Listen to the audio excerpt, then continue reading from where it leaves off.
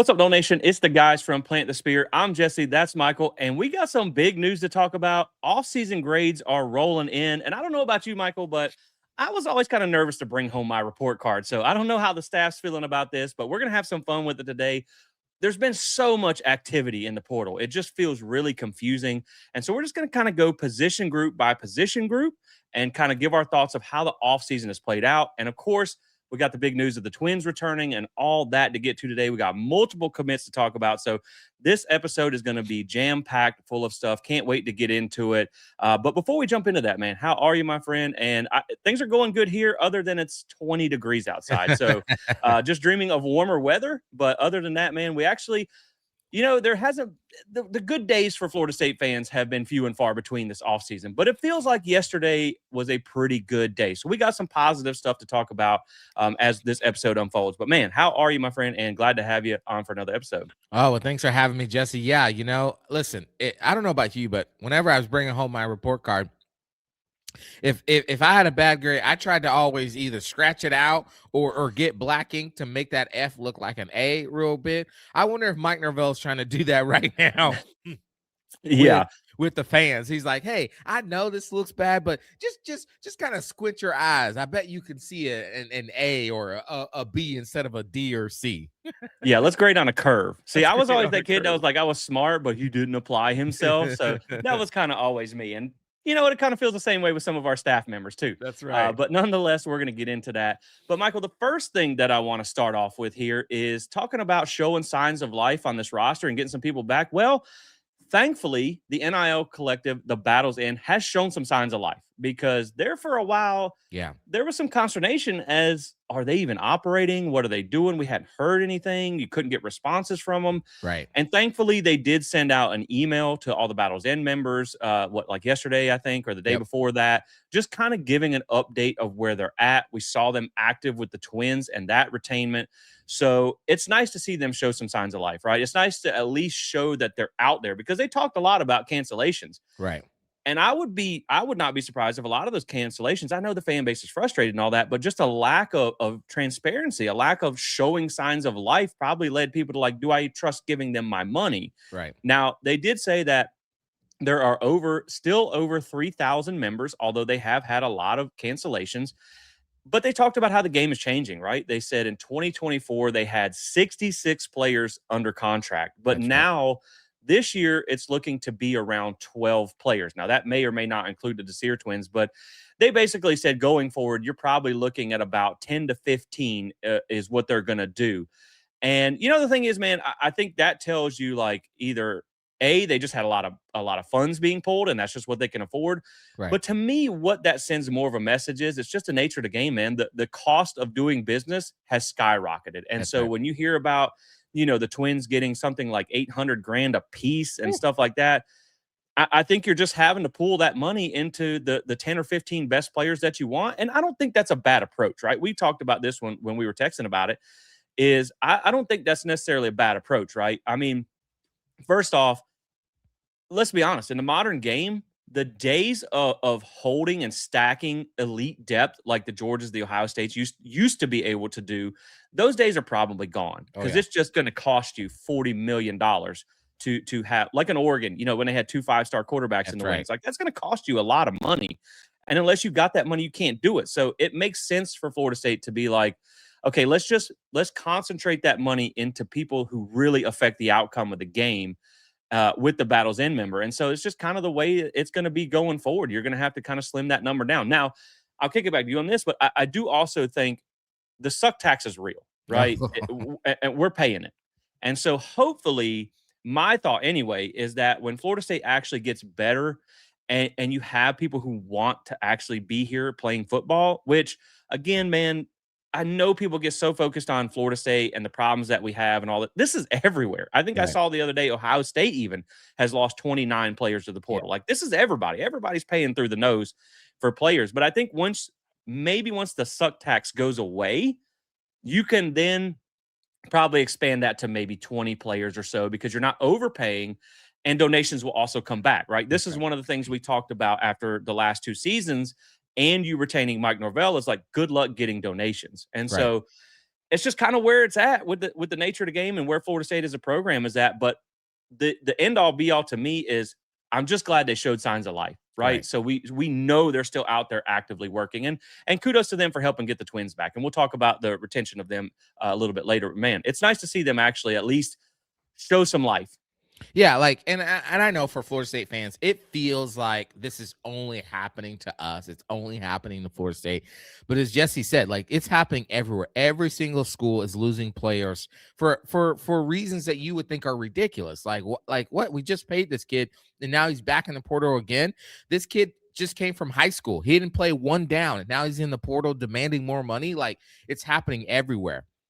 But the difference is that those programs, Ohio State's, Bama's, Georgia's, they're having they are fortunate to get the excellence discount, right? They can sign players for a little bit of a discount because they're really good. And so players are taking discounts because they want to be on good teams, because they know if they're on good teams, that's more awareness, more NIL opportunities. We're having to pay the suck tax, as Jesse said, because we suck. And so we have to pay more money to keep mediocre to decent players, right? Or to even sign them. And that's just the nature of what college football is right now. Now, I actually think, moving over to the Battle's End thing, I actually think the way the Battle's End is approaching this is actually really wise, because if you think about it, right, you only have 22 players that are starting on your football team, and then you have some rotational pieces. And I think what has been harmful to the Battle's End and to Florida State is that you've tried to balance out the Battle's End payments across the board, which doesn't allow you to be competitive for bidding for these better players.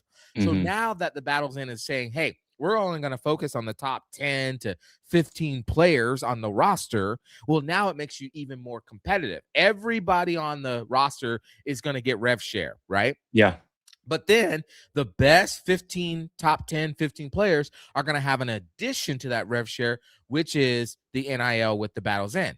And I have to say that you need to give a little bit of kudos, and when I say a little bit, I mean like a microcosm kudos to Michael Alford for coming off of this idea that, the cap is the cap, because there's no way that the Battle's End would have gotten involved with these players unless Michael Alford had started to see that, no school is going to play by this rules. The CSC, the College Sports Commission, has no teeth right now. The NCAA is lost, and Congress is not coming to save college football. So if everyone's going to play dirty, we've got to play dirty as well too.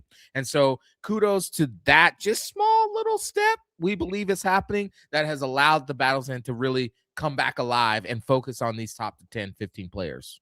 Yeah, that's a great point. And I mean, there's a saying in racing, right? If you ain't cheating, you ain't trying. That's right. So I feel like for us, you don't want to be the only one in the room that's not trying. That's right. And so you have to come off of that. But like you said, the point is, you don't need to spread the Battle's End money across the whole roster now, because the rev share is going to handle that, right? Your long snapper is still getting paid, but now you can focus that money into the guys who truly impact the game. That's and right. so it's a good plan going forward.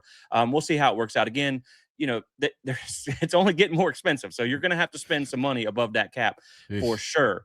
But Michael, where you can save money? That is Alumni Hall FSU. And look, they got elite gear, and they have it for all the sports. Baseball season's coming up. They'll have baseball gear for that as well.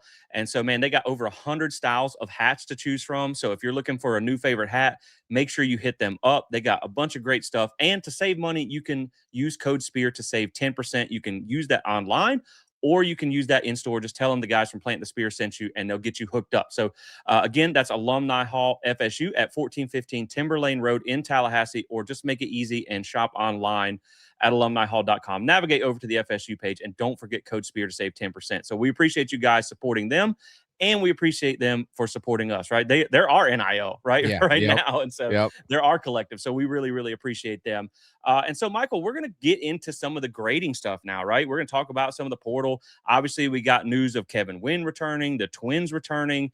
We can talk about all that when we get to their position groups. Yep. And so that's kind of how we're going to do it. A couple things I want to start with before we start handing out these grades is just keep in mind for everybody watching, we are recording today on Friday, January the 16th. And the reason I mentioned the date is because the portal closes today. Now, that is for entries only. You can be in the portal indefinitely if you want to, but after today, you cannot enter the portal anymore. So unless someone leaves today for Florida State, then what you got is pretty much what you got, right? And you can add a few pieces, and we'll talk about the roster spots here in a minute because Florida State has a less than a single-digit number of roster spots available because remember, you still have the 105 limit as well. That's right. Also, remember, there is no more spring session. So what you got is what you got after this. We talked about it before the show. Dylan Gibbons was a spring edition. Keon Coleman was a spring edition. So it's really, that's what's made this portal session feel even more crazy. You lost to December, you lost to spring, and it went to just 1-2 week window. So everyone had to hit it at one time, and then you didn't have a second chance. So it just turns into a game of like hungry hippos where everyone's just snapping up every single thing they can. That's right. Because this is the only chance you get, right? And so right now, Florida State in their portal ranking class per On3, typically I like to use 247, but On3 actually grades you on what you gain and lose. They currently have Florida State ranked 35th in the country in portal rankings. Now, it was 58th yesterday morning. So this flurry of commitments and stuff that we've gotten has really boosted that up. So that's good to see there as well. But now as we get into the grading, here's how we're going to do this just to set the stage for you guys. So the grading system, this is kind of how I came up with it, right? And this only pertains to the impact the moves will make for 2026, right? Because obviously, if this offseason has shown us anything, we are on a annual year-to-year roster management, whatever you want to say, because you can't guarantee anybody is going to stay for longer than a year now. So we're only going to judge this based on what impact they'll make for 2026. We're going to do did you have D's in school? Oh, yeah, we did. See, we didn't. You either C or you done for. You done for. but we're gonna throw the D in there on this grading system because it's to even it out. So we just went A, B, C, F. Okay. And so what I want to do here is if you think of A through F, C is our break even. Basically, the position group didn't get any better or worse, right? B would be the position group improved marginally. A would be you made a big improvement at the position. D would be the position got worse, but not by a lot. And F would be the position got markedly worse. Now, a couple of other things to mention with that is this is going to be grading the positions as a whole, how it was handled this offseason. That goes for retention, that goes for high school, that goes for portal. Basically, where you ended 2025 to where you're entering 2026. How was this handled? And the qualifiers for this are the position grades are going to be relative to how it's used in the current systems. It's also going to be relative to how good or bad the position was last year, because obviously it's going to be pretty easy to improve some of these positions. It's going to be a little bit tougher to improve others. And we can also add a plus or minus, like a B plus or B minus for nuance. Like maybe you feel I feel good, but not great about it. And so we can add those as well. Now, the last thing I'll say is when we're talking about this before the show, we're going to go through and kind of just reset the board for everybody. Because again, there's been a lot of movement, so it's kind of hard to keep up with. So we're going to go through each position, talk about who you gained, who you lost, how we kind of feel about that position. The grades are actually kind of arbitrary. The explanation's what matters. And so let's jump in first off with quarterback. And to set the stage here, you gained Ashton Daniels. You lost Brock Glenn and Jalen King. You lost Tommy Castellanos to attrition. And side note, we're not going to mention every single player on the roster. The ones that really kind of played an impact. Those are the ones that we're going to mention. You did retain Kevin Sperry. You did sign Jaden O'Neal, who, side note, we just found out will miss the entire 2026 season with an ACL. Now, they are still looking for an extra quarterback. It has been JUCO. I know you were telling me about another guy we were looking at before the show. So they're still looking for some depth there. So, I think when I look at this group, I gave it a grade of a B minus. So I think you did improve slightly, but not a lot. And the reason I say that is because when I look at Ashton Daniels versus Tommy Castellanos, he's a little bit bigger. He's a little bit more durable of a runner. from the running aspect, Ashton Daniels, production-wise, and Tommy Castellanos are pretty darn close, right? I think you're going to get about the same running stats from them. It's just Ashton Daniels may be a little bit more durable. When you talk about from a passing perspective, I think Ashton Daniels has a lower floor than Tommy. Like, Tommy was not a good passer, but he was not terrible. He was consistently below average, Yeah. right? Ashton Daniels has been bad at times. Like, there's some games where he's throwing for 100 yards, which is pitiful. There's also some games where he's throwing for 350 yards. And I went back and looked, and Tommy's only thrown for over 300 yards one time in his career, and it was the flu game against Florida State in 23. But, I mean, he threw for over 300 against Vanderbilt last year. Had they not have dropped 7 passes against Alabama, he probably would have thrown for over 300 that year. So I think there is a little bit more of a higher ceiling there. And the reason I also thought it got a little bit better is I like Kevin Sperry in year 2 more than I like Brock Glenn in any year, because he just has not shown to be a consistently good quarterback. And we've seen flashes from Sperry. And so I think that's pretty good. Now, the depth obviously is hurt a little bit with Jaden O'Neal being injured, and you don't have your third quarterback yet. But I will say, from that perspective, I do think this group was upgraded, but not a lot, right? So I'm going to give them a B minus. Yeah, my grade is okay. If Ashton Daniels is the quarterback, I think I give it a wash. I don't feel like you upgraded, but I don't feel like you got worse in my sense. Like, I don't think, Ashton Daniels is a worse quarterback than Tommy. I think they're just different. They have the same electric running ability. I don't know. Well, Ashton Daniels is not electric, but he's tougher running. He's a much tougher runner. He's not gonna he's not gonna run 2 yards and then run to the sidelines like Tommy. He's gonna run and try to pick up, the extra yardage. He's gonna put his shoulder down. So I like that about him. But the passing is hit or miss with both these quarterbacks. Yeah. And honestly, that when Tommy wasn't running, that was the most detrimental part of his game last year. And Ashton Daniels has proven to be Jekyll and Hyde. He'll have a great game, and then he'll have an absolutely terrible game. Great game, go watch Alabama. Obviously, if they don't drop those passes, it's probably even better. Bad game, go watch the game against Kentucky, where, he just couldn't find a barnyard and a horseshoe. I don't know what the saying is there, but whatever it is, he couldn't find it. He couldn't find whatever it was, right? And so I don't think the quarterback room got better. Now, here's what I'll say. So my grade is a C, but I will caveat this, that if they end up going with Kevin Sperry and Kevin is better than what we have in that room, and it turns out to be good, then I would upgrade this to a B. But right now, my grade is a C. I think it's a complete wash. You didn't get better, but I don't think you got worse. Yeah, I could see that. Like, I would have probably went maybe a C plus, maybe, you know what I mean? Just to see, like, I think Sperry's a little bit better than Brock was. But that's why I threw the minus on the B, because I'm like, yeah, you got a little bit better, I think, just from Ashton Daniels being a maybe a more high ceiling guy, but it's not a big difference. And that's the tough part that you got to live with. But like you said, my hope is the durability is the key, because as you talked about with Tommy, like, Tommy's an electric runner, which makes him a mildly dangerous quarterback, right?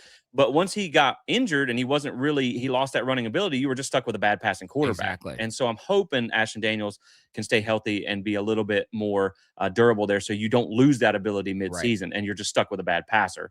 So now moving on to running back. So you gained Trey Wisner, and you gained newly, we'll talk about this in just a second, Jamari Sands from Florida Atlantic. You lost Jalen Lucas, Cam Davis, and Gavin Sawchuk. To attrition, you lost Keziah Holmes and Roydale Williams, but you did retain Chroma and Singleton, and you did flip Amari Thomas back from South Carolina. And so I'm actually going to give this one a B plus. I do think that got better, right? I like Trey Wisner better than I like Gavin Sawchuk. I don't think Jalen Lucas or Cam Davis was a loss at all.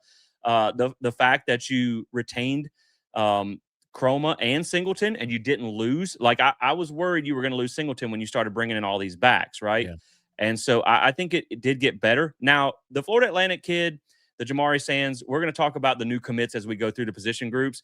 6 foot, 195, had 105 attempts last year, 465 yards at Florida Atlantic, 4.43 yards per carry. He did have 40 receptions for 217 yards out of the backfield, 145 touches, 0 touchdowns. So that, maybe he's just not a red zone back, but he did have 682 all-purpose yards. So to me, I know it was at Florida Atlantic, but he was more productive than Jalen Lucas. So adding all these things together, I didn't think we needed him, if I'm being completely honest. I thought we were pretty much good where we were at with the 3 or 4 running backs that we did, or the 4 we did with the freshmen. I don't know that Amari Thomas is going to make much of an impact this year now that you've added more running backs. I mean, unless the guy can play defensive line, we'll see. But I think the running back room is an upgrade this year. So I'm going with a B plus just because, again, I think Trey Wisner, whether you wanted more running backs or not, I think he was a really darn good addition, a guy that's shown that he could be 1,000-yard back on a playoff team. And then, again, I just don't think the losses hurt you that bad with what you brought in. So to me, I give this one a B plus. Yeah. Maybe I'm more harsh in my grades, but I just give it a C. Maybe a C plus, just because I do like, that Jamari Sands was very more productive last year than Jalen Lucas. But I just see Jamari Sands as a Jalen Lucas replacement. You brought Jalen Lucas over from Indiana, where he was an all-purpose wonderkin, from special teams to how they were using him in the pass game, and then he basically went MIA here, except for the Pitt game with him and Jordan Travis, where they had no receivers, and so they had to go to Jalen Lucas a lot there. That was Ja'Kai Douglas, but either way. Was Ja'Kai Douglas. Sorry. Yes.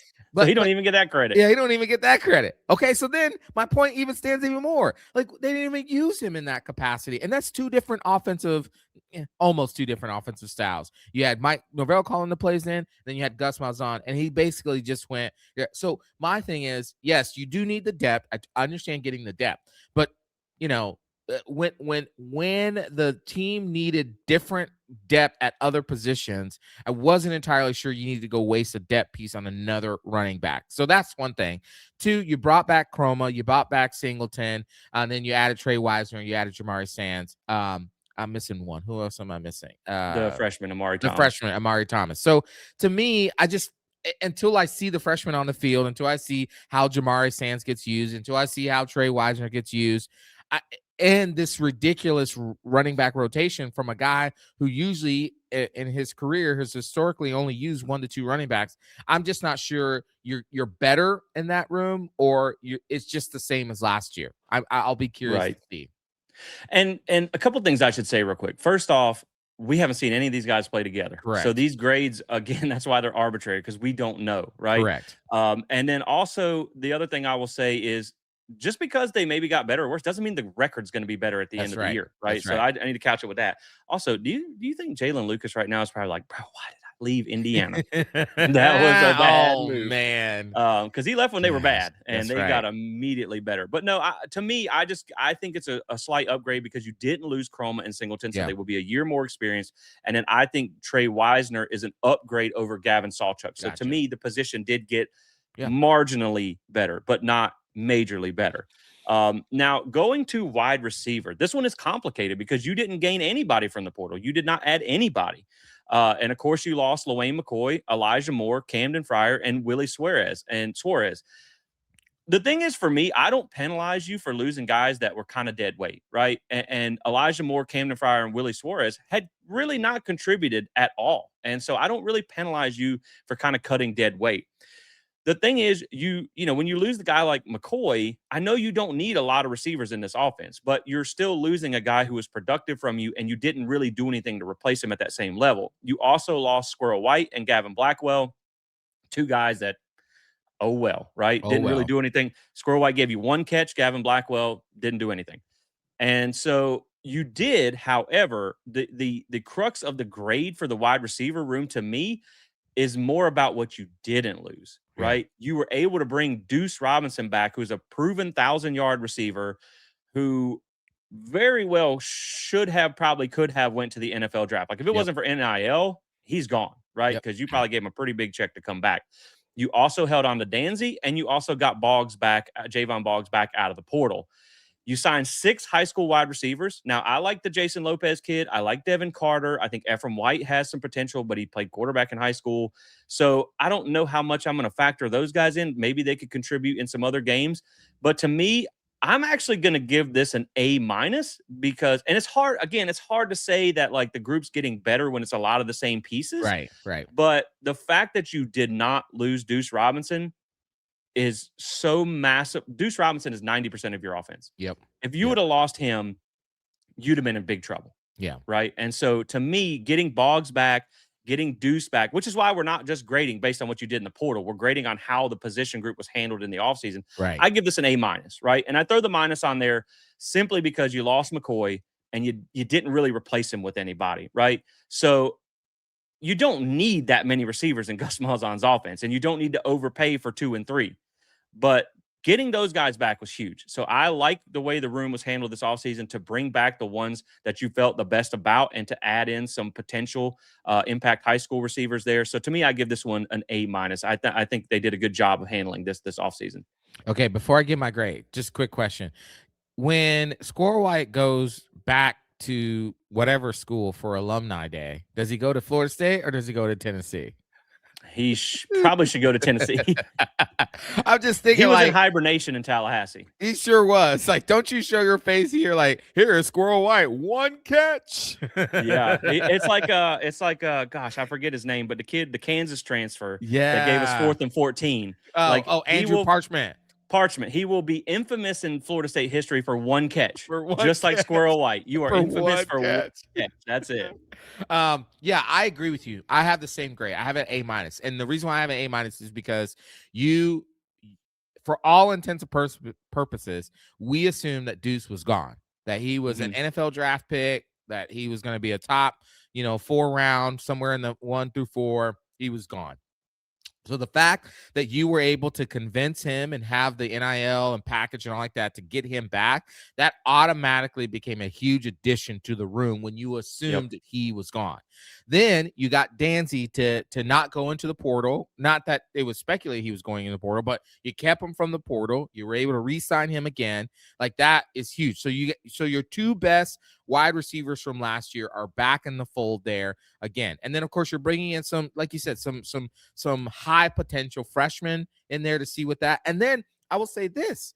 You even were able, yes, he was often injured, but coming into the season last year, Javon Boggs was projected to be this kind of, really impactful player. Obviously, that didn't get to be lived out because of the injuries and stuff. And then he went into the portal. Thank you to the buyout language that was able to get him back to Florida State. And I thought that was a huge thing for Florida State, because now you have 3 receivers who were in the system. They know it. They understand it. And you start the season off with experience, high production from Deuce, high production from Mekhi Danzy, and also still high potential from Javon Boggs. Yeah, and had you not have got Boggs back out of the portal, I would have probably bumped this down, because then you'd have been like, well, who's going to be the wide receiver number 3? And they don't play a big role in Gus's offense, right. But who would it have been? And That's so right. I think you have 3 pretty much penciled in starters there and some guys who can compete. So yeah, again, I like the way it was handled. Now, when you look at tight end here, you gain DeCerio Riles, you lost Randy Pittman, and I guess you could also consider you lost Amari Williams because he was, a 2-way player. Right.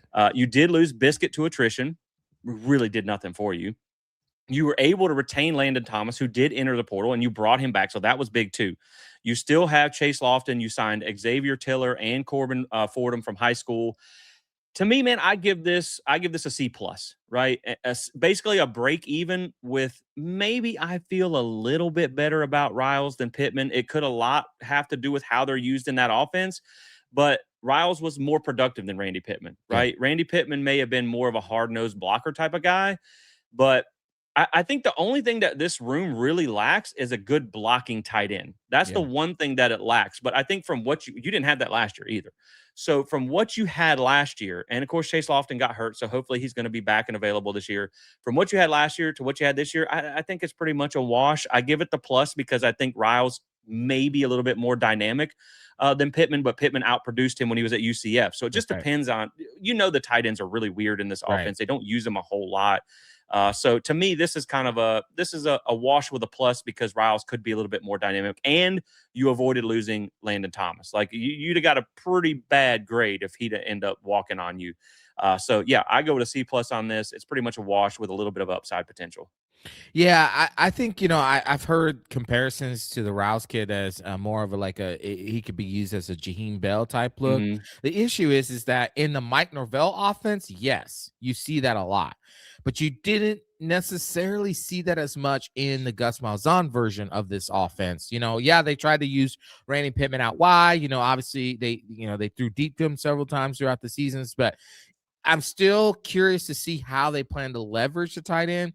So for me, this is a C. I think this is a wash. I don't think you got necessarily I don't think you got better. I do agree with you that it's just you could give like a C plus with the Rouse over the Pittman guy, but I also think what you lost to what you gained really kind of blends itself out. Now, again, like you said, we haven't seen these guys play. So it could be totally that, man, we actually got really better in that room, or it Hmm. could be that we actually got worse. I hated the fact that we lost Amari Williams. I really felt like he could have been a difference maker if he had stayed, obviously, especially from a later position we'll get into, but also the tight end room if they were going to continue to use him on both sides of the ball. But other than that, yeah, I think this is a wash. So I gave it a Yeah. C.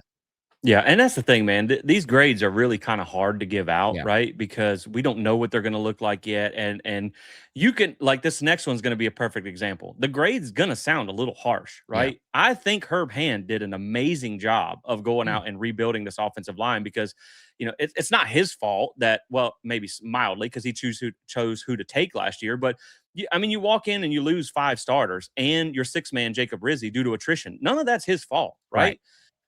He's been one of the only guys really pulling his weight from the staff.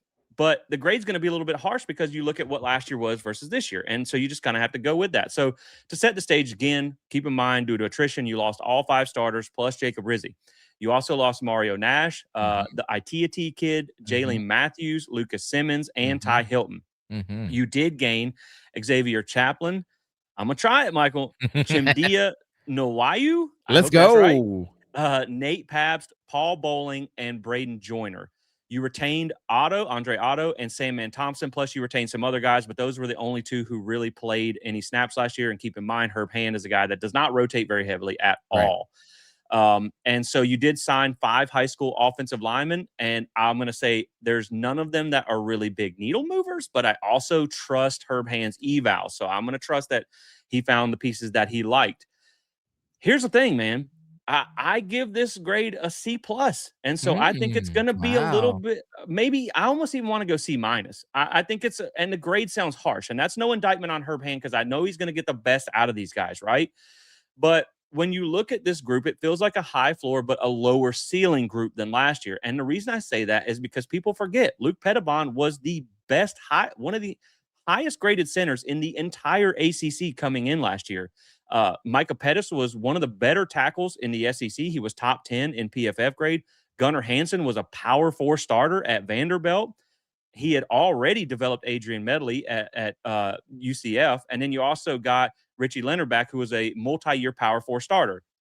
When you look at this year, this doesn't mean the line can't be good. Because remember, this is what I talked about where it's relative. The line Yeah. was one of our strengths last year. Yeah. So it's Yeah. hard to get better at that position. This year, you have an FCS guy, 2 G6 guys, and 2 Power 4 guys that neither were overly great. Like the Chaplin guy was not very good at Auburn, and the other guy was pretty okay at Purdue. So that's why I say, like, I think Herb Hand did a great job rebuilding from ground zero because he basically had nothing coming back. But it also, and I like the pieces that he's taken, and I trust his evals, and I trust him to get the best out of this group. But when you look at just on paper, you took some pretty high level power 4 guys to now we're stepping down to FCS, G6 kind of guys like that. So to me, that's why I think he's done a great job, but I think the grade is kind of a wash to maybe even a little bit of a downgrade, right? Had they all have been proven power 4 guys, maybe it's an upgrade, but the offensive line was pretty good last year, Yeah. to be honest. So it was hard to upgrade that anyway. So that's why I give it a C plus. That's no indictment on what Herb Hand has done. And I trust he's going to get these guys right. But yeah, I just see a little bit of a high floor, lower ceiling, given the caliber of guys you brought in last year versus this year. Yeah. So I went with a B minus, and I think because I just give Herb Ham the benefit of the doubt that the guys that he has picked, right? Like, and again, you could say, well, no, this, like you said, this isn't like the top of the portal chain that he could have got to. But last year they didn't have the top of the top portal chain they could access to. And he was able to turn them into an above average offensive line. They weren't elite by any No, means, no, but yeah. they were above average. They kept, they gosh, one of the top rushing offenses in the country, even when you account for Power 4 versus, the other schools. Still, they were averaging about 140, 150 yards a game, as well as they gave Tommy time to throw. Now, most of the sacks, outside of a few, were on Tommy because he held on the ball too long. He scrambled into a blitz, all those different things. So my assumption is that these are the guys that, again, that Herb Hand could pull from this year, and he identified them. And I just have an innate trust that this line is going to be, again, above average. Now, again, he can prove us wrong. It could be terrible, or they could be even better. Maybe they might even be close to, great. But my assumption is they're going to be, again, above average, which would, in my mind, give this a B plus. That, again, he is raising up the bar of linemen that are coming into the program. Yeah, and I hope it's an upgrade. I trust he's going to get the most out of them. It's just, again, like I said, who would you choose at center? Yeah, the highest graded center in the ACC, or the transfer from Troy, or the guy who was kind of okay at Purdue. So that's why I just look at the pieces you brought in. To me, aren't better than what you had, but that doesn't mean that Herb Hand can't get the most out of them. So it's been really impressive what he's had to do, because he had to rebuild it last year, turn around and rebuild it again this year. And so that's just kind of how I feel about that group. But shout out to Herb Hand carrying the weight, right? Pretty much. Now, let's flip over to the defense, and these might be a little bit more tough. Actually, after yesterday, my grades did move a little bit, but let's start with the defensive line. And it's pretty simple to name the ones you gained. Rylan Kennedy. That's it. That's all you've added. You lost James Williams, Amari Williams, Jason Jenkins, Jaden Jones, KJ Sampson, Jamori Flagg, Tylen Coleman, and LaJesse Harold. And you also lost Daryl Jackson to attrition. So you had a mass exodus of the defensive line. Now, again, this is why I only penalize you so much. Yes, James Williams, and for all intents and purposes, was a bust for us. He still played a lot. He was a starter for you. Amari Williams, again, like you, I thought he could have been a significant part of this defensive line this year. Jason Jenkins kind of fell flat, but we know he had the injury there. That, whatever. Jaden Jones was another guy that was coming off significant injury. That was just kind of, he's a jag, right? Just another guy. Nothing really special there. KJ Sampson, blah. Jamori Flagg, didn't even know he existed. Tylen Coleman didn't really do anything for you either. LaJesse Harold's really the only one I think was like a big loss here, because the kid was talented. He didn't play a lot last year as a true freshman, but I think he could have been one of those that was in the running for a starting spot. Of course, losing Daryl Jackson is going to hurt you. I mean, I know people don't understand a lot of times how that nose tech does.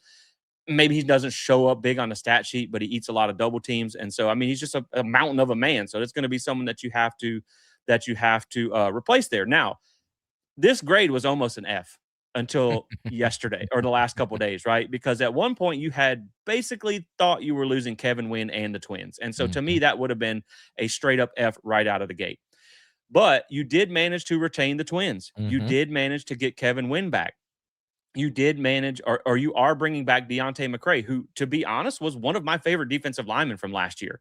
You're also bringing back Tylon Lee, who redshirted last year, that I think has a good high ceiling and could very well be a big part of this defensive line this year. Also, Daniel Lyons. And I don't know what is going on with Diamante Diggs. He is basically aged out due to attrition, but he missed a lot of last year with injury, so maybe they need a waiver. He's still listed on the roster, so I don't really know what's going on. So we're going to count him in until he's out, right? We haven't heard one thing or another. Now, you did also sign 8 high school and JUCO defensive linemen. I do like Jalen Anderson, the number 1 JUCO DN in the portal that you brought in. At the same time, Tylen Coleman was the number 5 JUCO D line last year, and he didn't do squat for you. Exactly. And so it was huge to get the twins back. It was huge to get Kevin Wynn back, because you just didn't have anything to replace him. And it's kind of a thin year in the defensive line part of the portal, right? Yep. And so I do say I'm going to give this a D, because I think it did get marginally worse, right? Yep. Now, from a individualistic perspective, I think the twins could take a jump because they were true freshmen last year. Kevin Wynn, we just don't know. He only played 40 snaps because he was hurt most of last year. The reason I say it got marginally worse is because you didn't add any needle movers and you lost a significant portion of your depth. So, like, when these guys come off the field, who you going to put back on the field? Yeah. Right? That who's your twos or even threes if someone were to get hurt. And so that to me is why I give this a slight downgrade as it got a little bit worse. Now we do know Florida State is pursuing another defensive lineman. I'll talk about him in a second. But the one thing I want to say about the Twins, and one thing I also want to say about Kevin Wynn is it's kind of funny because you get this like go Noles tweet or whatever is kind of the bat signal there. And everybody's like, well, it doesn't sound very enthusiastic. And part of me does go, I wonder how invested these guys are going to be if the buyouts and things like that are really what handcuff them to the program. Like, how bad do you want to be here? How hard are you going to play when things get tough? Are we going to see the loafing and things like that? But on the flip side of that, the reason I don't think you'll see a lot of that is because, remember, now that you are you determine your own pay rate essentially by how impactful you are. If you start mailing it in, your NIL value is going to go down. Yep. And so good luck finding a new home. So I think you got to play hard regardless, right? Because it's going to affect your money. Now, I'll throw it back to you on this. The one that I know that they are looking at that has already received a crystal ball per 247 is Texas State D lineman Jordan Sanders. He does have a crystal ball, like I said, by 247 to land with Florida State. Now, that crystal ball was put in prior to the Twins coming back. He is 6'4", listed at 306 on Texas State's website.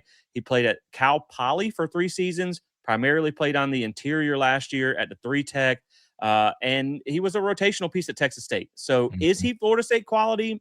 I would probably go with no, but he could at least give you some competitive depth and some size on the inside at 6'4", 306. He did have a 78.2 PFF grade, but his tackling grades were awful for 3 out of the 4 years he's played, like deep red. And so probably a depth piece at best. But, again, I just knocked you on your grade because you lost a lot of depth. So you got to get some people in here.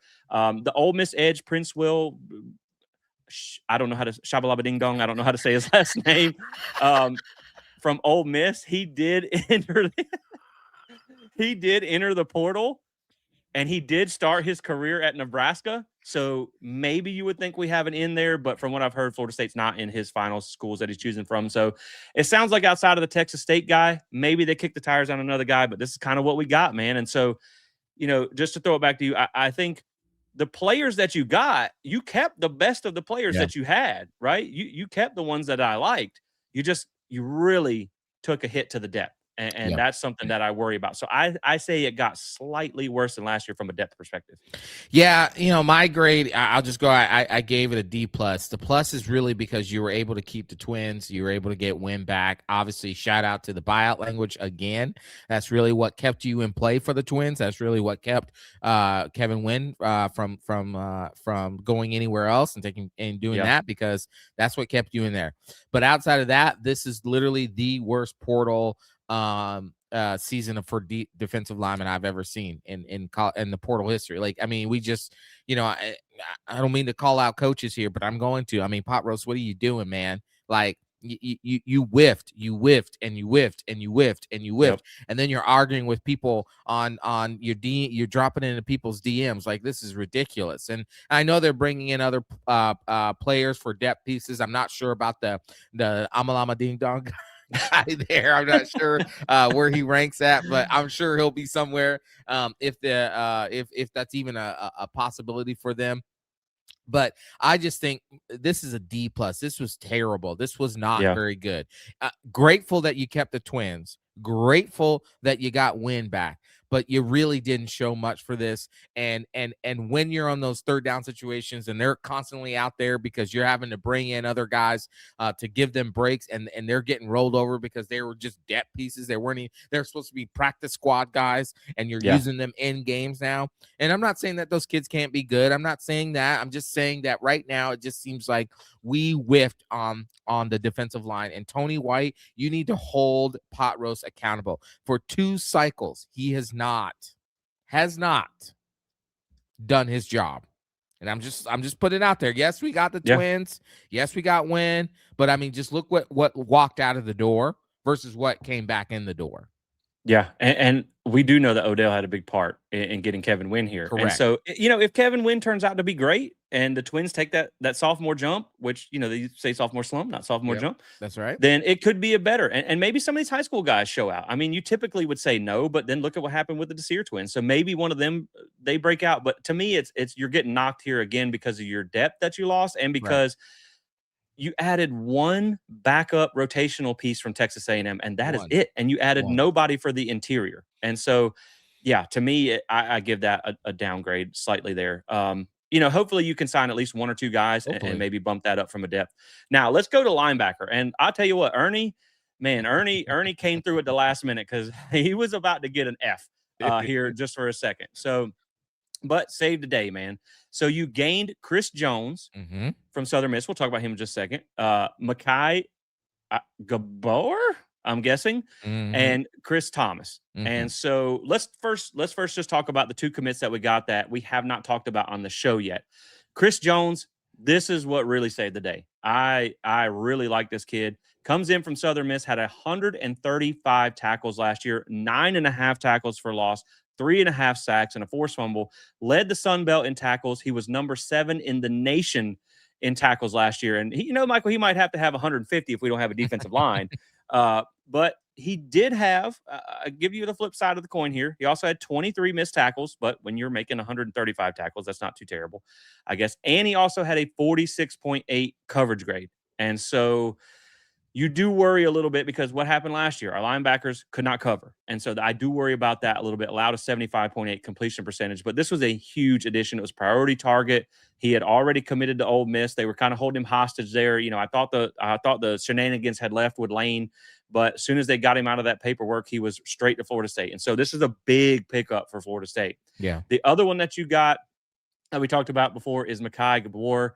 1 season at North Carolina, 2 at Nebraska. He did play at Nebraska for 4 total seasons. He did not play in the first 2. He had a 72.1 PFF grade at Nebraska in 24. So he had his best season under Tony White in that 3-3-5 defense.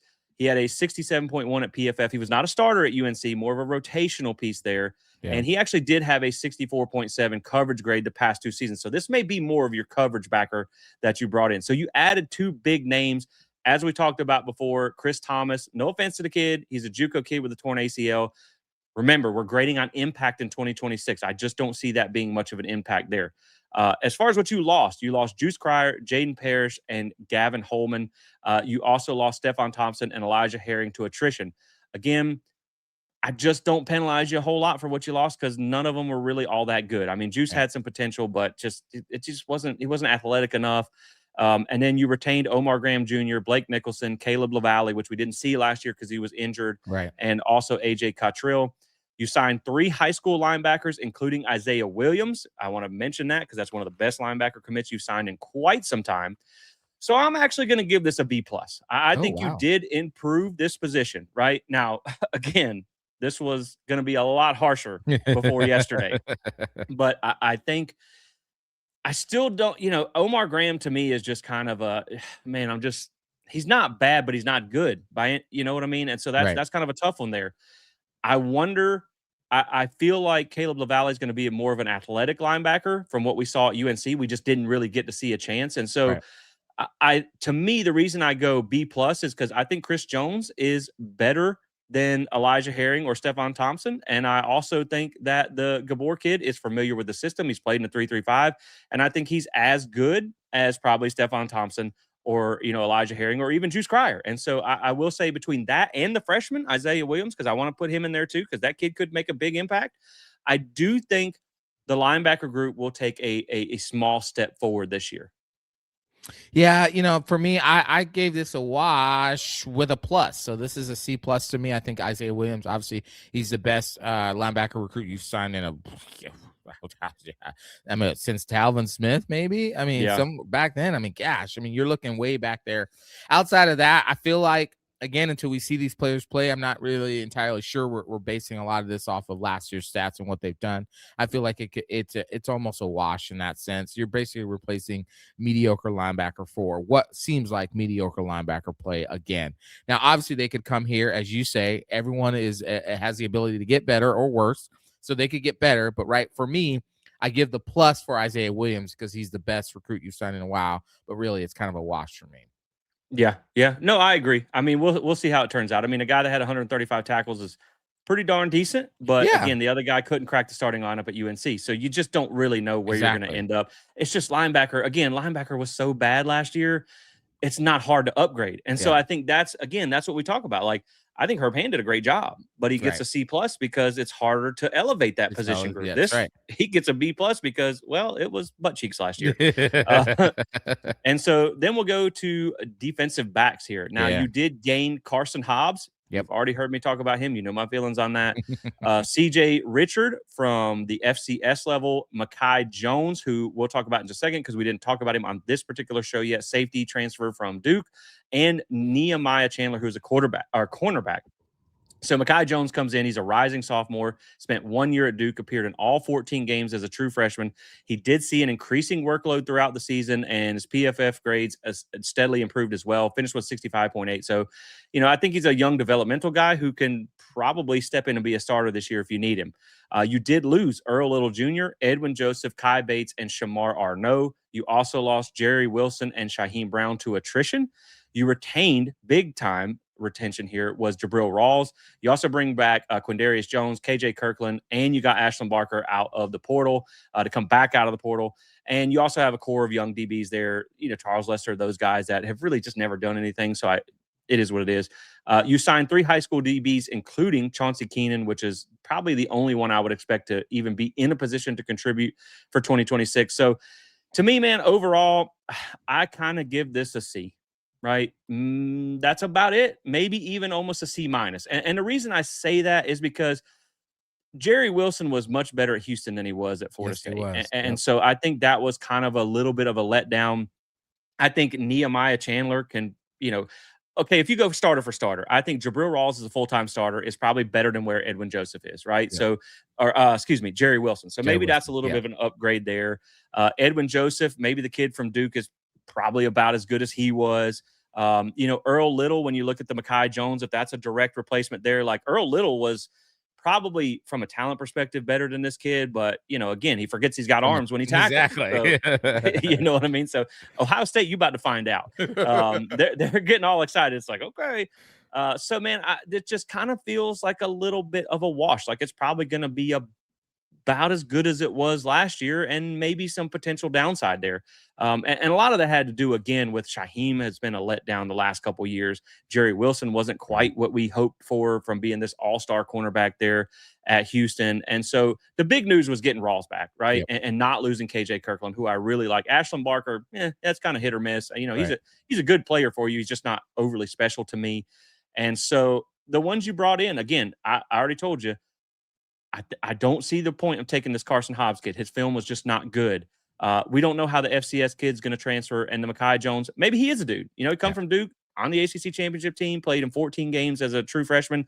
Maybe there's something to him. He signed without even visiting. So shout out to the new GM. But yeah, man, to me, the DB group, I think is pretty much a wash, which the last thing I'll say before I kick it to you is at least when you changed coaches, you did worry. Right? Because Surtain, let's be honest, man, he didn't do a great job with the secondary, but he could recruit his pants off.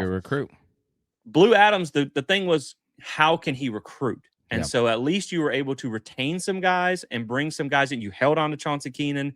You brought in a couple of decent pieces out of the portal there. So to me, again, I think this is kind of about even. Yeah, I would say that too. Yeah, I have it as a C as well. Again, shout out to the buyout language for Rawls and for Ashlyn Barker. Go into the portal and then realize no school wants to touch that buyout and lose money from the rev share. So thank goodness for that. And kudos to Florida State for enforcing that and being, in a lot of ways strict about it. Like, hey, okay, you can go to the portal, but we'll see if schools want to pay that. So shout out to that. But yeah, I feel like this is just I think the only loss that hurts. If they had gotten back, I probably would have gave this maybe a C plus, maybe even a B minus. Is Shamar Arnaud? I really thought he was somebody who could make a really, really big impact for the team next season from the defensive back position. But outside of that, I really think it's a wash to lose Earl Little. Like, yeah, he's an experienced, safety rover guy who knows the defense, but yet he can't tackle. He'll throw it. Now he'll hit you. Yeah. But if you're able to bounce off of him, you're probably scoring 6 because he doesn't have hands. His hands go magically, they disappear during a tackle play. So, Ohio State, yeah, they're about to enjoy, and he's about to have that cold weather very soon, very quick. So I don't feel like that's a huge loss to the team. I think just from an experience standpoint, that's all you really are losing there. But I think they did a good enough job to retain the pieces they needed to retain outside of Shamar. But then also we'll see what they bring in. I know your concerns about Carson there. I'm curious to see what they leverage and use him as, if he's even in the rotation early on. And then the other question I have, and really part of this grade is, this is going to be year 3, 4 of Charles Lester. Yeah. When?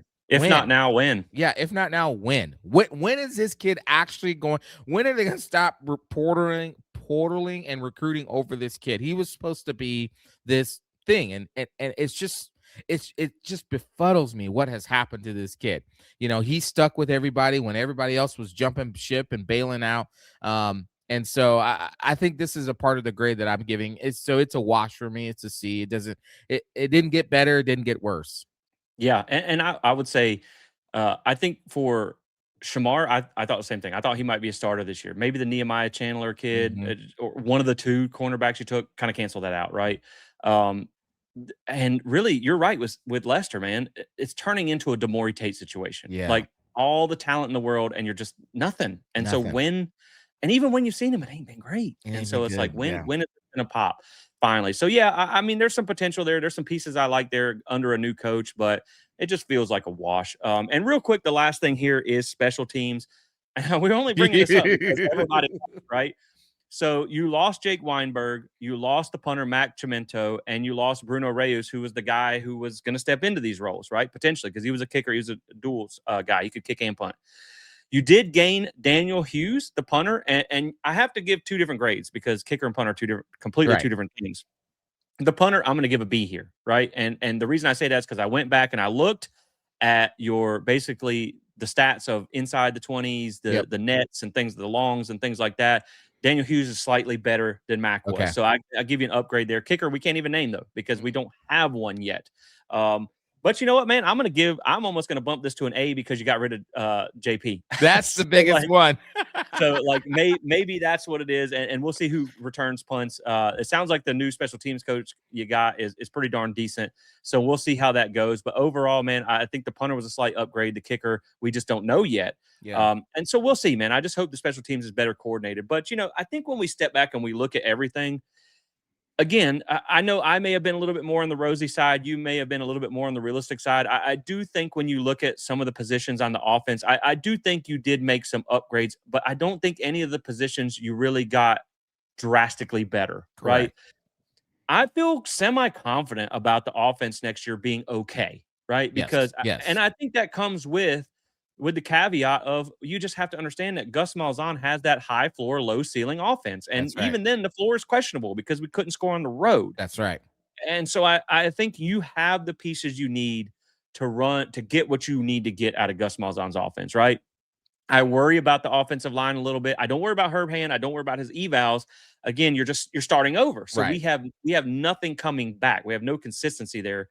And then, again, I think you did good with the receiver. I don't think you hit the nail on the head with the quarterback, but you didn't have that last year either. That's right. The defense is really where I was worried about. Like I was thinking, man, we're going to be in trouble with this defense. But given the fact that you retained Kevin Wynn and the Twins, given the fact that you retained the Jabril Rawls of the world, given the fact that you were able to bring in a couple of pretty decent sounding linebackers, I feel better about it, but I still worry about it, man. And again, to bring this kind of home from the grade perspective is, remember, guys, we haven't seen any of these guys play together. We're going based on last year's stats. The grades are more, again, trivial than anything. It's just kind of, we're giving you an idea of who you got, who you lost, and how we feel compared to last year.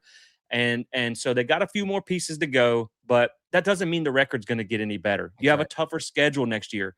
The one thing you were like, well, it was year 1 of the schemes last year, right? So now we're in year 2. But how much does that matter when basically everyone is new? It doesn't even matter. It's basically year 1 for the entire offensive line, the quarterback, the running back. Like So you at least you lose that continuity. But I mean, this is college football now. As much Right. as we hate it, this is what it is. Yep. And so, man, we'll talk about the remaining needs last. But yeah, man, just give me any final thoughts about like just kind of where you're sitting right now, knowing that we have about 7 spots to play with on this roster. Keep in mind, you got to get 1 to 2 kickers. So you're down to about 5 now. Yep. And if they sign the defensive line, you're down to about 4. You need a quarterback, you're down to 3. So just about what we got is what we got. So, man, Yeah.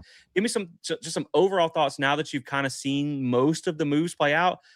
What are your thoughts on the offense and defense as a whole? And again, like I said, it doesn't mean we're going to be better next year. Right. But I Right. do think in some areas we got better. Some areas, it's not that you got worse from a starter perspective, but you lost some depth. But it's Yep. hard to hold on to depth nowadays. So give me some That's thoughts right. on that, and we'll talk about some remaining needs and get up out of here. Yeah, listen, I'm with you on the same thing about the offense. I don't think many people are worried about the way this offense is going to be able to score and move the ball next year. I think we were always confident that that's going to happen. And even in Gus Malzahn's worst years, his offense has been able to move and score the ball. Obviously, you saw that last year with a 5-7 season. The offense was able to move and score the ball. Last year, even on the road, the offense was able to move the ball. They just weren't able to score. There's Right? that important part. There's that important part. That's why we always say yards between the 20 don't matter. It's what you do in scoring, right? Scoring defense, scoring offense. And so that's the issue where you're going to wonder when they go on the road game next year, are they better? And right now, I don't think they're better for scoring on the road. And even I would say that I have a concern about them scoring at home, just scoring in general. I think they're going to move the ball. I think they're going to be able to run the ball. I'm more concerned about how the quarterback's going to be able to lead in that sense from the offense, but I know they'll move the ball. Defensively, this has not changed my mind. I am red alert, DEFCON, whatever it is about this defense, because I don't think you have the depth to sustain a elite pass rush all season. And here's why I say that. You had a pretty crappy pass rush this past season. So and you didn't get better. You did nothing to elevate that. You did nothing to elevate that. Yes, you brought back the twins. Thank goodness. Yes, you brought back Kevin Wynn. Thank goodness. But you did nothing to elevate beyond that. And last year, they were not elite. They were not great. They were productive. Let's just say we struggled to stop the run. We struggled to stop the run. We had linebackers that couldn't cover. And so I don't know what this linebacker group is going to be. So then it forced the DBs into really bad positions, right? Where you're having your DBs come down and tackle and they can't tackle to save their life. Yeah. I am much more worried, even more so than last year, going into this next season about this defense. It feels like we're going to be a high scoring defense. Like we're going to give up a lot of points with an offense that has proven against elite competition, against Power 4 competition, not necessarily be able to score a lot of points. So that's what I'm much more worried about that. When it comes to special teams, we'll see what they do at kicker. I do like the addition of the punter. I do think he's better than Max there. It's interesting that kickers are going into the portal now. I know. Jake Weinberg, you were 12 for 19, bruh. You weren't that great. I'm curious to see what your next season looks like as well, too. But overall, Brogan be committed to State Farm. Exactly. If you don't watch out. Overall, I don't think the program got better. I think you lost some depth, but I'm not going to say they got significantly worse either. No, I don't think so either. And really, when you talk about the bringing back the twins and bringing back Kevin Wynn, like you said, that's really kind of what took it from being a 5-alarm fire to just a red alert. Mm-hmm. Like I'm still worried. It's just had lost had Rawls actually left, had the twins actually left, had Kevin Wynn actually left, I'd be like, man, we might win 3 games next year. Because you haven't. And on the flip side of that is you have not shown the ability to go out and replace these guys. Nope. Like they clearly wanted to leave. And I understand a lot of this is negotiating tactics, but it's not like guys were like, no, I love this here. I'm staying. It's because the money and the buyout is what trapped them here. It handcuffed them to the program. And so that's what makes you nervous, right? And then you're basically taking a slightly upgraded in some places, slightly downgraded in other places, and you're going to put that up against a tougher schedule. And so, again, that's why I say we don't know what the record's going to look like. That doesn't mean this is going to look better. And so we'll have to see how that goes. But the last thing here, the remaining needs, as we talked about, as of right now, going based off what 247 reported, I think we're now with the running back at 98 spots. So you have 7 roster spots remaining. Remember, 105 limit. And that is as of today on the 16th. We know they're pursuing a quarterback because with O'Neal out, you need that third guy. You need a scout team guy or whatever. So now you're down to 6 spots. Kicker, you got to probably take 2 because if one gets hurt, you just can't throw anybody in as a kicker. Right. So now you're down to about 4 spots. I would like to see out of those 4 spots, I would like to see you add at least 2 defensive linemen. I'd like to see 1 pass rusher brought in, 1 kind of nose guy brought in. That may end up being the Texas State guy. I'd also like to see you maybe add another offensive lineman. Would make me feel a little bit better, especially if you could find like a power 4 level transfer guy. And then maybe if you just find a playmaker that wants to be here. Either side of the ball, that's fine. Just take that. So, I don't know how those spots, I think when we get down to like 4 spots remaining that you pretty much have free, I'd like to see it all spent in the trenches. So I'm assuming you probably feel the same way.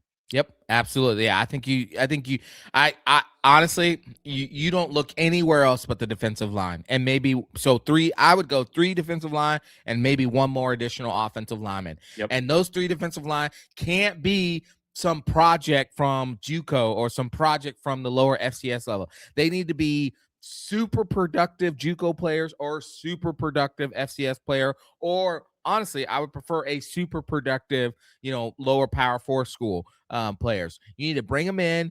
That's what you need to go after. You don't need to worry about anything else. Now, I want to make sure I caveat this to say that while today, as the time of this recording, is the last day that players can enter the portal, as long as players submit their request to the compliance office to get into the portal, it might be a few days before you hear that a certain player has entered the portal. You might hear next Wednesday that a player has entered the portal. It's because they got their paperwork in time today. So you may not hear about it today, but the last day to enter their name or to at least report to compliance that they are in the portal is today. Listen, there are going to be a flood of players putting their name into the portal. Okay. So Florida State, let's not just panic and go grab players right now. Let's just wait and see who gets officially into the portal before we start using up those last, 4 or 5 roster spots there, because we really need more help in the trenches. Yeah, that's my biggest concern next year. It's just depth in the trenches and being able to have, and you really didn't sign any like dominant guys. Right. And that's what worries me a little bit. So that's pretty much it for this one, man. I mean, we just, again, this portal is just so crazy, right? There's just so much movement. It feels like you just threw the card game 52 pickup where you just throw them everywhere and you pick them all up. Like that's what it feels like every year. And unfortunately in the modern game, that's what it's going to be. And so as much as we spent time talking about grades and upgrades and things like that, we really just wanted to come through and just go position by position and let you kind of know, set the board of what you got, what you lost, what you added, and where you stand compared to what we think it was last year. And so that's kind of what we wanted to do for you guys. We hope you enjoyed this episode. If you did, drop a like and subscribe on YouTube. We would greatly appreciate that. I know it's not been a ton of positive news for the Noles lately, but we're here for you one way or the other. So we're trying to push towards that 3,000 subscriber mark. It would mean a lot to us if we could do that. Rate and review on the podcast. I know a lot of you guys listen on Apple Podcasts as well. So rate and review would help us reach other Nole fans. We really would greatly appreciate that. If you'd like to be a PTS Tribe member, it's only $5 a month. And everything we get goes back into the show. It's completely not required. It's just we let you choose whether you want to commit financially to helping out what we do here at Plant the Spear as an independent outlet. So we greatly appreciate that as well. Also, make sure you don't forget to check out Alumni Hall FSU and save 10% with code SPEAR. So, Michael, the portal is going to soon be closed. So hopefully the craziness will die down just a little bit and we'll kind of know what we got. And then we'll keep you guys up to date as the news rolls in. Of course, we got baseball season coming up that we got to start prepping for too. Really excited for that. Last thing I want to say before we get out of here on the baseball, man, I saw the other day that Link and them signed Aaron, our friend Gary's child. to the team. He's going through battling cancer right now. The movement is Aaron's Army. They do have a GoFundMe out. This is Noles helping Noles. If you guys want to check that out and donate to them, that would be amazing. Just an awesome gesture for an amazing family, friends of the program. We got to hang out with them last year at one of our tailgates. So, man, just a really special moment. Lynx runs a great program over there. And so I just wanted to give them a shout out for that as well before we get out of the door. But that's going to be it, guys. We really appreciate you guys tuning in, and we will catch you on the next one. As always, go Noles.